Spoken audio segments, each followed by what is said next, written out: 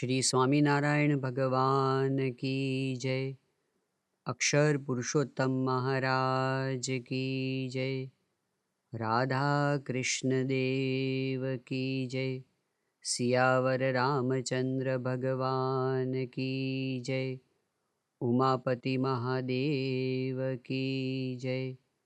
प्रमुख स्वामी महाराज की जय। महंत स्वामी महाराज की जय। प्रमुख स्वामी महाराज शताब्दी महोत्सव की जय। ईस्वी सन 2004 में गांधीनगर अक्षरधाम में विराट बाल महोत्सव का आयोजन किया गया था।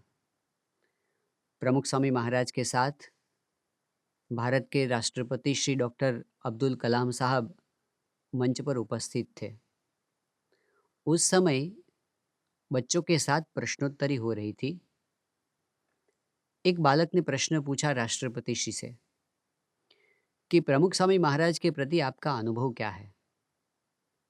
इसका उत्तर देते हुए डॉक्टर कलाम साहब ने प्रमुख स्वामी महाराज के व्यक्तित्व का एक बहुत ही महान हिस्सा उजागर किया। उन्होंने कहा कि प्रमुख स्वामी जी मानव जाति के विशाल द्वीप समूह को जोड़ते हुए सेतु के समान हैं। मानव समुदाय ने अपनी जाति को अनेक द्वीपों में विभाजित कर दिया है। हर एक द्वीप रम्य प्रदेश है। फल, फूल और निवासियों से मंडित, सुंदर तो हैं मगर एक दूसरे से अलग हैं। प्रमुख स्वामी महाराज ने इन बिछड़े हुए द्वीपों को प्रेम और करुणा के सेतु से जोड़ रखा है। डॉक्टर अब्दुल कलाम साहब का यह निरीक्षण प्रमुख स्वामी महाराज के पूरे जीवन का द्योतक बना है। वास्तव में प्रमुख स्वामी महाराज जीवन भर सबको जोड़ते रहे हैं।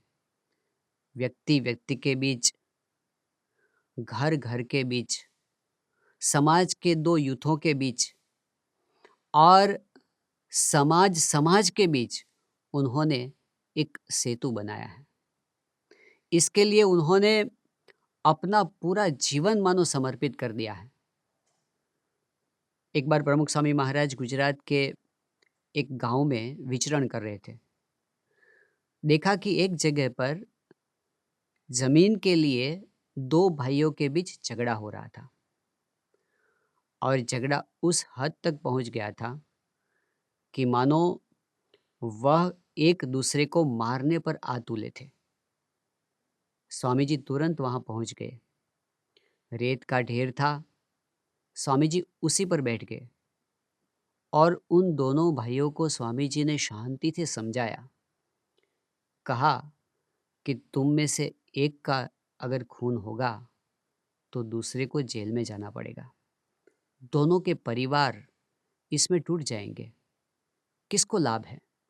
प्रमुख स्वामी महाराज का प्रेम और उनकी आध्यात्मिकता।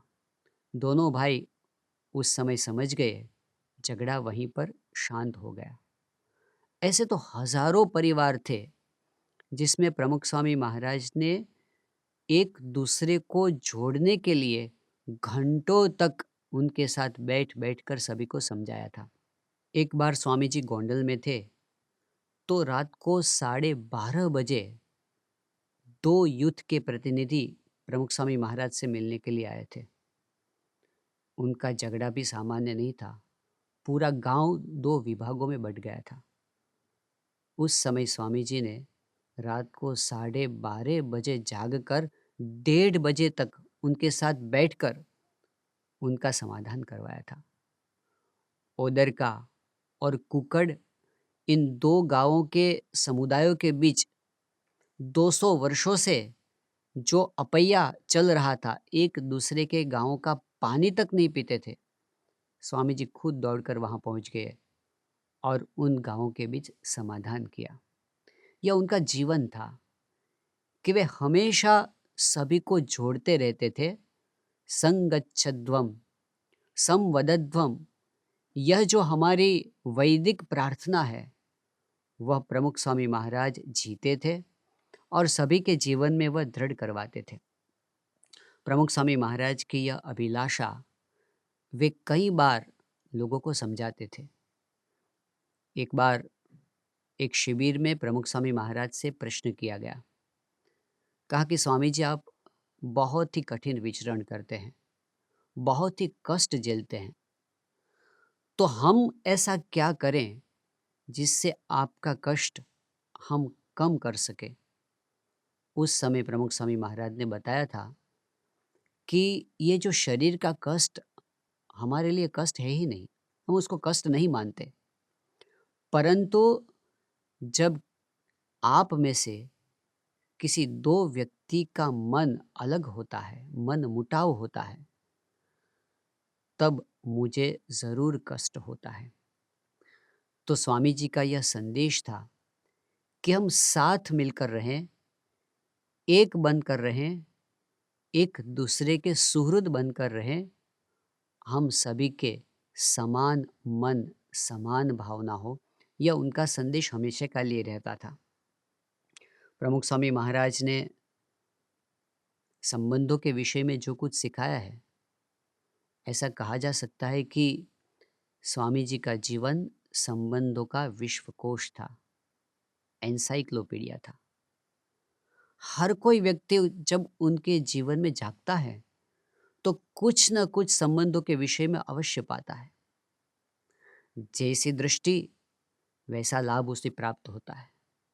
आज प्रमुख स्वामी महाराज ने संबंधों के विषय में जो संदेश दिया था, उनमें से एक दृष्टिकोण को समझने के लिए जा रहे हैं। 3 सिद्धांतों के द्वारा क्या सिखाया उन्होंने। सबसे पहला सिद्धांत तो स्वामी जी ने यह सिखाया है कि संबंधों को हमें महत्व देना चाहिए। आमतौर पर हम कार्य को या कार्य के परिणाम को अधिक महत्व दे देते हैं और संबंधों को जब कम महत्व देते हैं तो अवश्य संबंधों पर इसका बुरा असर होता ही है। कार्य करने की अभिलाषा, कार्य सिद्ध करने का लालच कभी कभार हमारे बीच अंतर कर देता है। किस तरह से? मान लो कोई एक परिवार है या संस्था है, हम एक कार्य लेकर बैठे हैं। जब हम सबको साथ में रखकर कार्य करने का प्रयास करते हैं तो कभी ऐसा होता है कि हमारे मन में जो विचार है उससे दूसरों का विचार अलग होता है। तब हम ऐसा अनुभव करते हैं कि सबको एक मत पर लाना कठिन है। इस कठिनाई का सामना करना हम नहीं जानते, नहीं चाहते, तो इसलिए हम क्या करेंगे? बिना किसी को पूछे स्वयं काम पूरा कर देंगे। उस समय तो ऐसा लगेगा कि काम जल्दी से हो गया, जैसा हम चाहते थे वैसा हो गया, मगर इसका असर यह होता है जब हमने दूसरों को अपने साथ नहीं लिया तो उनका सहकार भी हमें प्राप्त नहीं होगा। एक अंतर खड़ा होगा, विश्वास कम होगा और लंबे समय तक जो हम काम करना चाहते हैं उसमें बाधा आएगी। मैनेजमेंट में इस विषय में एक पुरानी कथा को याद किया जाता है। एक आदमी ने, एक मनुष्य ने एक मुर्गी रखी थी, चमत्कारिक मुर्गी थी। हर रोज एक सोने का अंडा देती थी, हर रोज एक सोने का अंडा। उस व्यक्ति को विचार आया कि ये हर रोज सोने का अंडा देती है मगर एक ही देती है।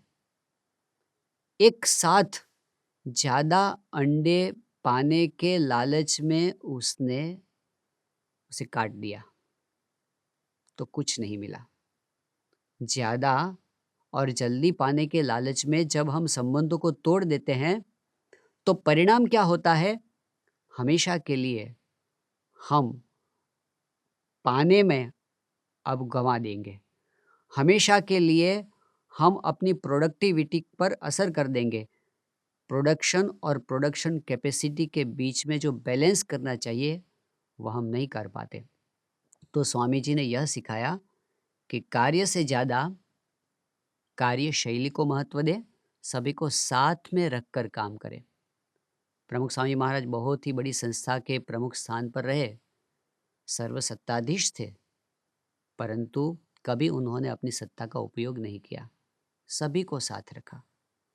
एक बार प्रमुख स्वामी महाराज गोंडल में विराजमान थे। उस समय गढ़ड़ा में मंदिर के सामने जो नया द्वार बना था, उस विषय में चर्चा हो रही थी। मंदिर के कोठारी स्वामी आए थे। उन्होंने कहा कि स्वामी जी, नया द्वार बन गया है, इसका नाम क्या रखेंगे? फिर उन्होंने जो नाम सोचे थे वह प्रस्तुत किए। कहा कि स्वामीनारायण भगवान की यह भूमि है, तो हम सहजानंद द्वार रख सकते हैं या फिर अक्षर द्वार रख सकते हैं। तो आपकी क्या राय है? स्वामी जी ने सुना, फिर बाद में कहा कि हम एक कीर्तन में बोलते हैं ना, यज्ञ पुरुष का द्वार, तो हम यज्ञ पुरुष द्वार रखें तो कैसा? प्रमुख स्वामी महाराज का यह सूचन सबको बहुत अच्छा लगा, क्योंकि यज्ञ पुरुष मतलब शास्त्री जी महाराज, और उनके संकल्प से यह हो रहा था। तो कहा कि स्वामी जी, आपका विचार बिल्कुल अच्छा है, तो हम वही रख देते हैं। तब प्रमुख स्वामी महाराज ने कहा कि नहीं, अभी हम समिति में पूछेंगे, और जब सभी को यह नाम पसंद आएगा तभी हम यह रखेंगे। स्वामी जी कभी जल्दी नहीं करते थे, सभी को साथ में रखते थे। तो सभी प्रमुख स्वामी महाराज के प्रति वफादारी से, उनकी इच्छा को समझकर, गुरु भक्ति से उनके साथ रहकर उनके कार्य में सहकार देते थे। स्वामी जी ने कार्य को नहीं, संबंध को महत्व दिया। दूसरी बात है, कभी कभार हम मनचाहा करने में संबंधों को तोड़ देते हैं। हमारी इच्छा होती है कि हमारी इच्छा के अनुसार हमारे घर में हो। एक परिवार में ऐसा हुआ। उस परिवार के जो मुख्य व्यक्ति थे, उन्होंने अपने परिवार में अपनी मनचाही करने के लिए सरमुखत्यारशाही अपनाई। आते थे घर में तो सन्नाटा छा जाता था, डरते थे सभी घर में। बरसों तक उनका चला। तब तक उन्हें ऐसा ही लगा कि जैसे बस हमारे घर में सब ठीक ठाक चल रहा है।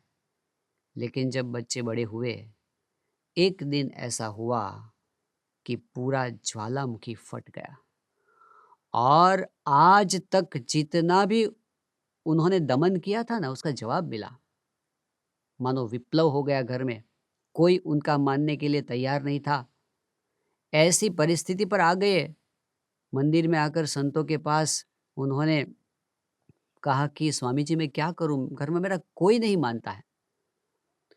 संतों ने लड़कों को भी बुलाया और पूछा कि आप पिताजी का नहीं मानते? तब लड़कों ने कहा कि आप पिताजी से पूछिए कि 20 साल से वे क्या करते आ रहे हैं। उस समय तो ठीक लग रहा था, मगर सभी का दिल टूट गया।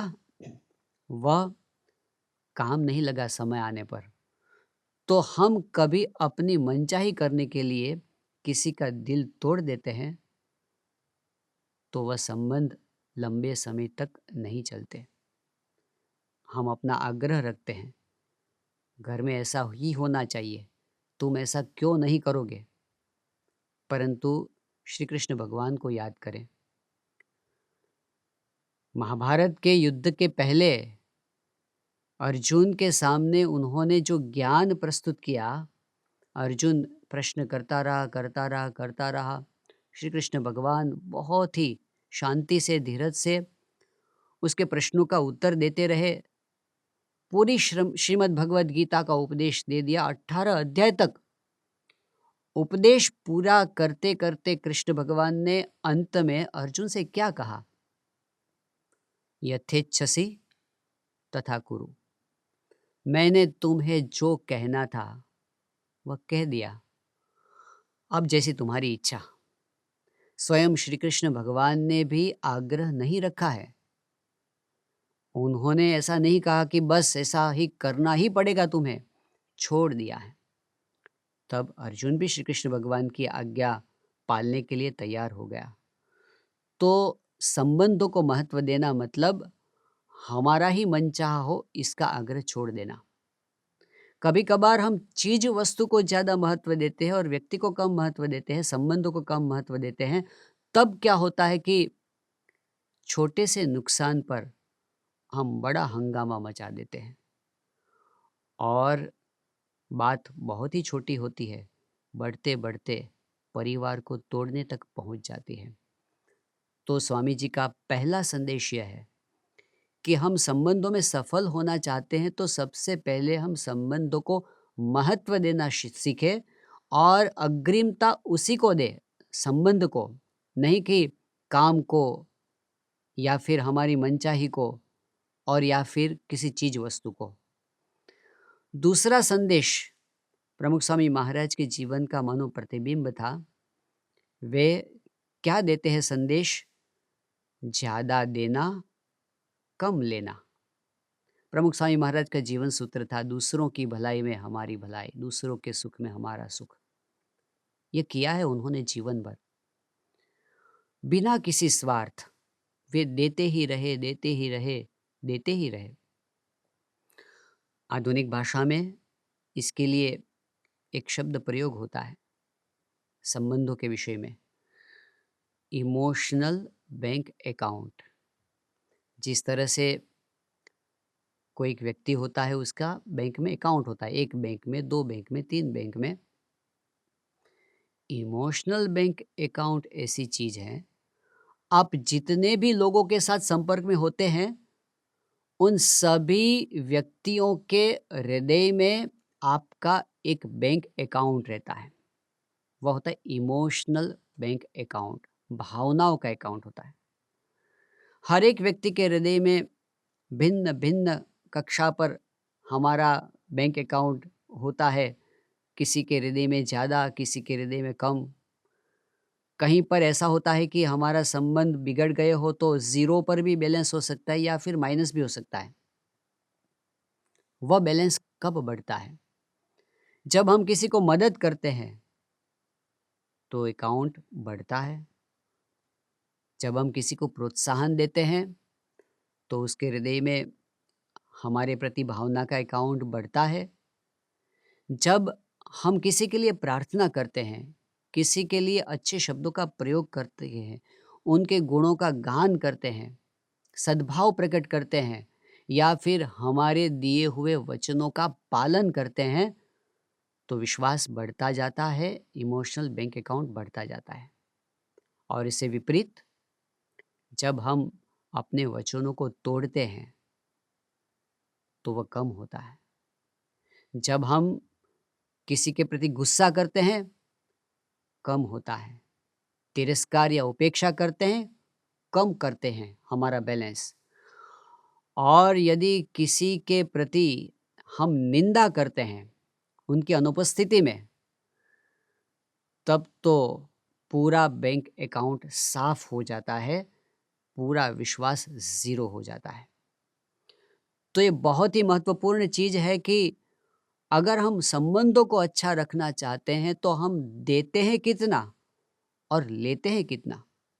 हाँ, कभी ज़रूरत पड़ती है, कभी किसी को डांटना भी पड़ता है, परंतु डांटते वक्त हमें यह ख्याल में रखना चाहिए कि पहले हमने पूरा बैंक अकाउंट फुल किया है। यदि अकाउंट में पैसे नहीं है और हम चेक लिखते हैं, चेक बाउंस होता है। हम किसी को बोलते हैं कुछ करने के लिए, मगर कभी हमने उसके लिए नहीं किया, चेक बाउंस होगा। हरिंद्र दवे नाम के एक प्रसिद्ध साहित्यकार मुंबई प्रमुख स्वामी महाराज के दर्शन के लिए पधारे थे। उस समय सभा में उन्होंने बताया कि स्वामी जी, जिस प्रकार से आप अच्छे विचार प्रदान करते हैं उस तरह हम भी साहित्य के माध्यम से लोगों को अच्छे विचार देते हैं, मगर आपके विचारों का असर होता है और हम जो बोलते हैं, लिखते हैं, इसका असर नहीं होता। इसका कारण क्या है? फिर वे ही बोले कि स्वामी जी, आपके पास आचरण का बैलेंस है। अगर बैंक में बैलेंस है और आप चेक लिखते हैं तो उसमें से पैसे निकलते हैं, मगर बैलेंस नहीं है और आप चेक लिखते हैं तो वो बाउंस होता है। आपके पास अरबों-खरबों का बैलेंस है, इसलिए आप जो बोलते हैं, लोग वे करने के लिए तैयार हो जाते हैं और हमारे पास ऐसा बैलेंस नहीं है। इसलिए हम बोलते हैं, हमारा चेक बाउंस होता है। बस यही सिखाया स्वामी जी ने कि हम जमा करते रहें, हम देते रहें, बिना स्वार्थ के देते रहें। 2004 के वर्ष में प्रमुख स्वामी जी महाराज सारंगपुर में विराजमान थे और गर्मी के दिन थे, अप्रैल महीने के। स्वामी जी अपने कमरे में थे, अपना काम कर रहे थे, पत्र लेखन कर रहे थे। उस समय सारंगपुर मंदिर के कोठारी स्वामी जी प्रमुख स्वामी महाराज के पास गए और कहा कि स्वामी जी, मुझे थोड़े प्रसादी पुष्प दीजिए। स्वामी जी ने कहा, किस लिए? उन्होंने कहा कि स्वामी जी, एक बच्चा आया है, 9-10 साल का है, पिताजी के साथ आया है, अलौकिक भट्ट इसका नाम है और उस बच्चे को एक हॉजकिंस नाम का एक बहुत ही भयंकर कैंसर हुआ है। हालात यह है कि उसके शरीर पर 3 से 4 हज़ार गांठें निकल आई हैं और वो बहुत ही पीड़ा अनुभव कर रहा है।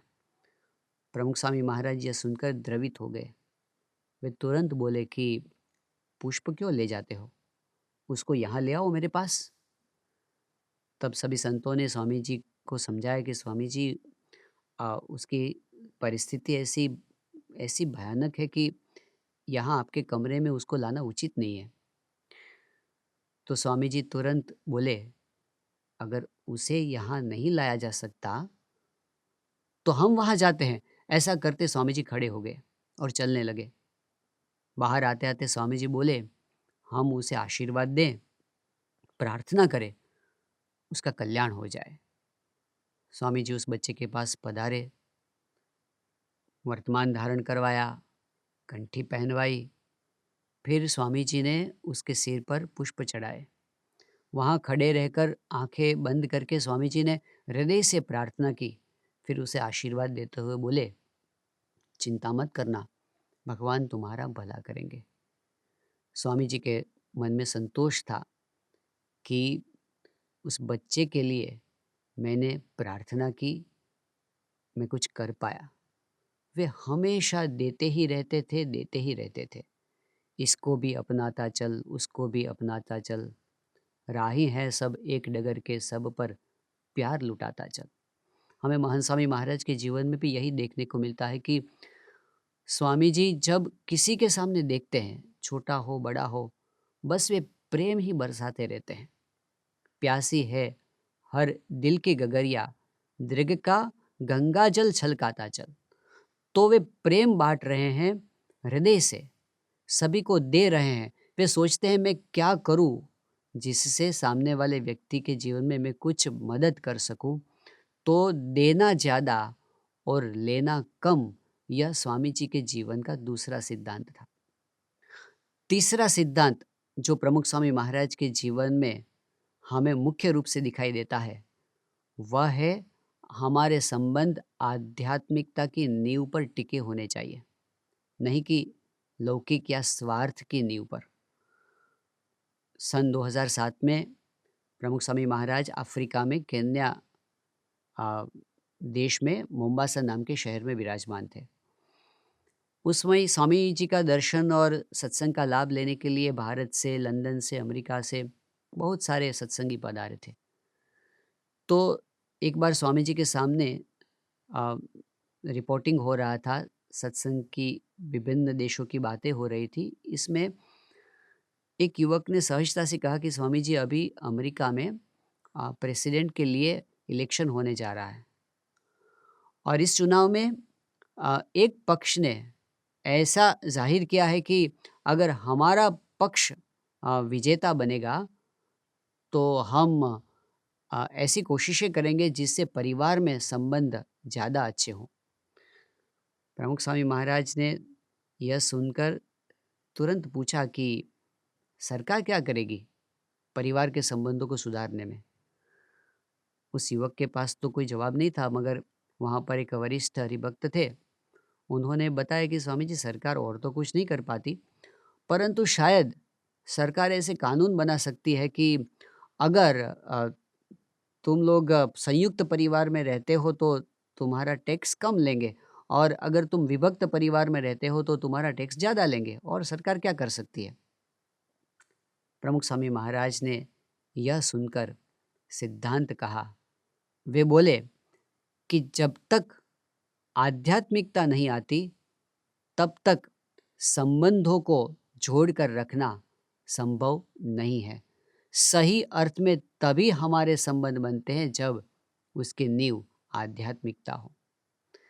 आमतौर पर ऐसा होता है कि हम यही सोचते हैं कि हम तुम्हारे लिए तभी कुछ करेंगे जब तुम हमारे लिए कुछ करोगे। सौदाबाजी। परंतु स्वामी जी बताते थे कि बिना किसी अपेक्षा हमें सहन करना है, बिना किसी अपेक्षा हमें मदद करना है, बिना किसी अपेक्षा हमें दूसरों के लिए अनुकूल होना है, और बिना किसी अपेक्षा हमें अपने मन की इच्छा को छोड़ना है दूसरों के लिए। यह आध्यात्मिकता है। सवाल यह होता है कि हम दूसरों के लिए यह सब करें तो हमें क्या मिलेगा? हमें शांति मिलेगी, हमें भगवान की प्रसन्नता मिलेगी। यह तो आध्यात्मिकता है। सहन करने में कई बार हम थक जाते हैं, कितना सहन करना। लेकिन स्वामी जी ने अपने जीवन से हमें सिखाया कि जीवन भर सहन करते रहो। प्रमुख स्वामी महाराज के जीवन में ऐसे कई प्रसंग बने। कई बार ऐसा बना, उनका अपमान हुआ, बिना किसी कसूर का अपमान हुआ।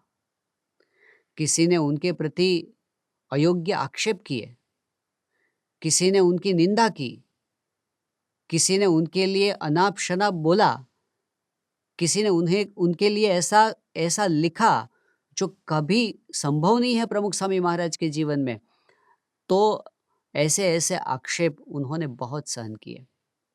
कभी कभार ऐसा भी हुआ कि प्रमुख स्वामी महाराज के कार्यों में जानबूझकर किसी ने बाधा डालने की कोशिश की।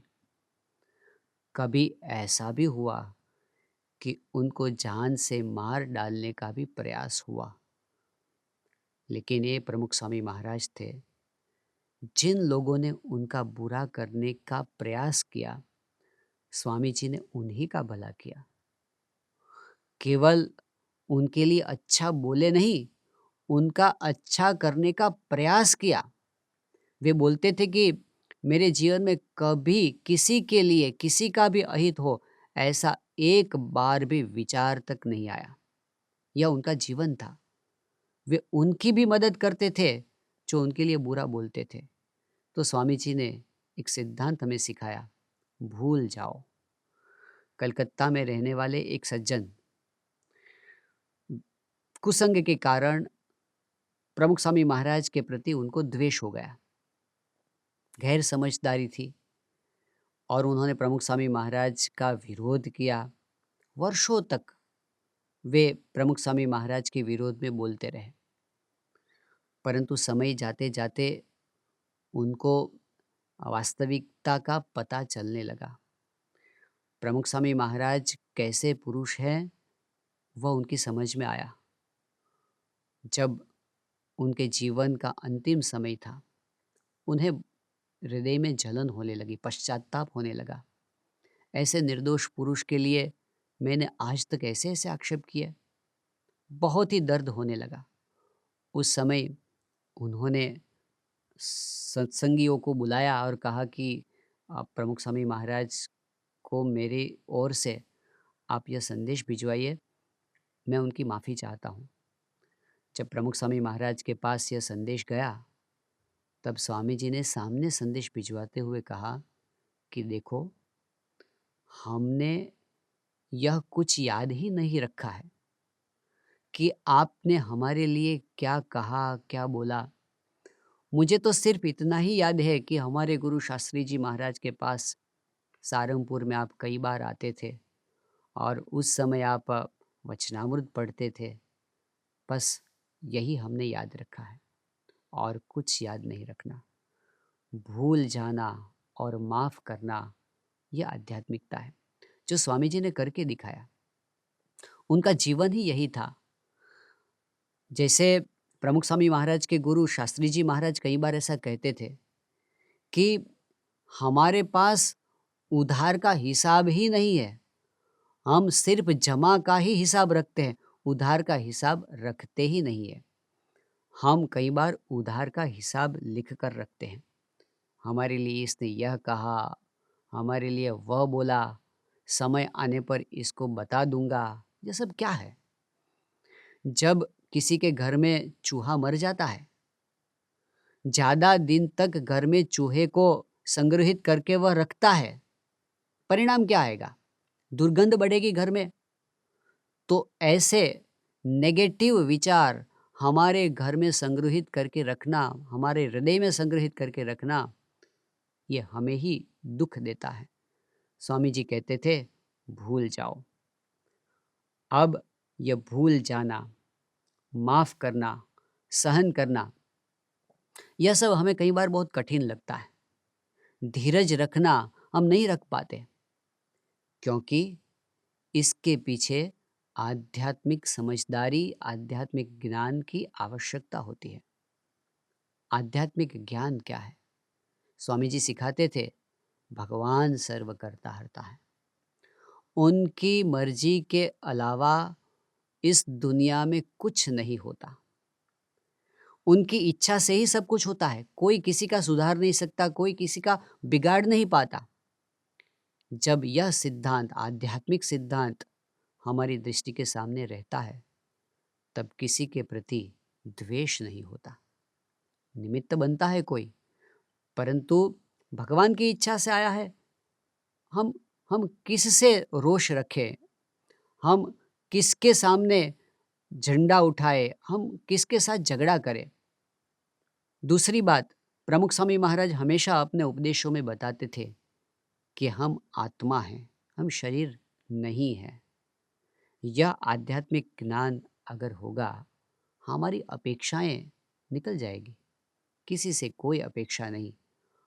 हम आत्म सुख में ही जब संतृप्त रहते हैं, तो किसी से कोई अपेक्षा नहीं होती, तो संबंध नहीं बिगड़ेंगे। तीसरी बात स्वामी जी सिखाते थे, ये जगत नाशवंत है। हम क्या साथ में लेकर आए, क्या साथ में लेकर जाएंगे? क्यों अपने शिर लेत बुराई, रहना है दिन दोय। तो हम क्यों किसी के साथ संबंध बिगाड़े छोटी छोटी बातों के लिए? Don't sweat the small stuff, and it's all small stuff. छोटी छोटी बातों के लिए हम किसी के साथ संबंध न बिगाड़े, और सभी चीज़ें छोटी ही हैं, क्योंकि सब नाशवंत हैं। तो जब आध्यात्मिक दृष्टि हमारे जीवन में आती है, तो हम सहन कर पाते हैं, हम बड़ा मन रख सकते हैं, दूसरों को समझ पाते हैं। यह समझदारी सत्संग से आती है। इसलिए प्रमुख स्वामी महाराज हमेशा घर सत्संग सभा की बात करते थे। हर रोज़ घर में साथ मिलकर आध्यात्मिक ग्रंथ का पठन करने से हमारे मन में यह आध्यात्मिक ज्ञान स्थिर होता है। हर सप्ताह सत्संग सभा करने से, कथा सुनने से, ग्रंथों का पठन करने से हमारे जीवन में शुभ विचारों का आरोपण होता है, और समय आने पर वही ज्ञान हमें काम लगता है। एक शहर में एक सज्जन रहते थे, पढ़े लिखे थे, व्यवसाय से डॉक्टर थे। उनकी धर्म पत्नी भी पढ़ी लिखी थी, वह भी डॉक्टर थी। अब व्यवसाय तो ठीक तरह से चल रहा था, परंतु आपस में झगड़े, संयुक्त परिवार में रहते थे, परिवार में झगड़े होने लगे, और इसके कारण परिस्थिति यह बन गई कि व्यसन पर चढ़ गए। वे अपनी प्रैक्टिस भी ठीक तरह से नहीं कर पाते थे, और परिस्थिति यह आ गई कि पति डॉक्टर, पत्नी डॉक्टर फिर भी उनके लड़के के दूध के बिल के पैसे भी घर में नहीं रहते थे। उनके शहर में बीएपीएस संस्था का नया मंदिर बन रहा था। जिज्ञासा से वे मंदिर में गए, शांति होने लगी, सत्संग में जाने लगे, कथा सुनने लगे और सत्संग के कारण मन में शांति होने लगी, मन स्थिर होने लगा, गुस्सा कम होने लगा, संबंध सुधरने लगे। और आश्चर्य की बात तो यह है, प्रैक्टिस अच्छी चलने लगी। आज पूरा परिवार आनंद से भरा हुआ है, अच्छी प्रैक्टिस चल रही है, लड़का भी डॉक्टर हो गया है और इतने खुश रहते हैं। कोई दुखी व्यक्ति भी जब उसके पास जाता है तो वह आनंद में आ जाता है। यह सब कैसे हुआ? सत्संग के कारण, कथा वार्ता के कारण, हमारे ग्रंथों के कारण। तो सत्संग में वह शक्ति है जो हमें आध्यात्मिकता सिखाती है और वह आध्यात्मिकता की नींव पर यदि हमारे संबंध खड़े हैं तो वह संबंध शाश्वत हैं, सनातन हैं, लंबे समय तक चलने वाले हैं और वह हमें सार्थकता प्रदान करने वाले होते हैं। तो प्रमुख स्वामी महाराज के जीवन का यह संदेश संबंधों को दृढ़ करने के लिए हम अपनी ओर से क्या करें? तो अपनी ओर से संबंधों को ज़्यादा महत्व दें। दूसरी बात, ज़्यादा देना, कम लेना। और तीसरी बात कि आध्यात्मिकता की नींव पर हम अपने संबंधों को बनाए रखें। तो यह संदेश हमारे जीवन में दृढ़ हो, ऐसी हम भगवान और संत के चरणों में प्रार्थना करें।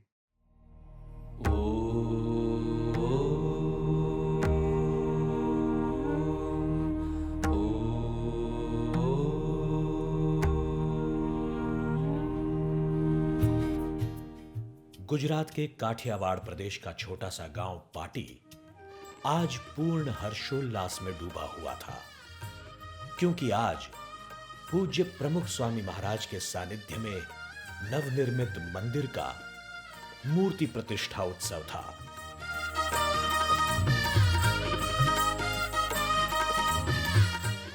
प्रतिष्ठा संपन्न करने के बाद मुलाकात के दौरान एक व्यक्ति को व्यसन मुक्त करके स्वामी श्री ठीक 12:30 बजे एक हरि भक्त के घर पधारे। वहां स्वामी श्री को ज्ञात हुआ कि गांव के 2 भाइयों के बीच कुछ विवाद चल रहा है। सभी कार्य रोककर फौरन स्वामी श्री ने दोनों भाइयों को बुलाया, उनको समझाया, बड़ा मन रखकर एक दूजे को माफ करने की सीख दी। स्वामी श्री के इन अमृत वचनों ने दोनों भाइयों के बीच जो वैमनस्य था उसे मिटा दिया। दोनों भाई फिर से एक हो गए। उनके परिवार में आज खुशियां लौट आईं। हां, 1100 से भी अधिक मंदिरों के निर्माता स्वामी श्री ने असंख्य परिवारों को एकता से जोड़कर उनके घरों को भी मंदिर जैसा शांति धाम बनाया था। बिखरे हुए परिवारों को एकजुट करने वाले शांति प्रदाता संत को कोटि कोटि वंदन।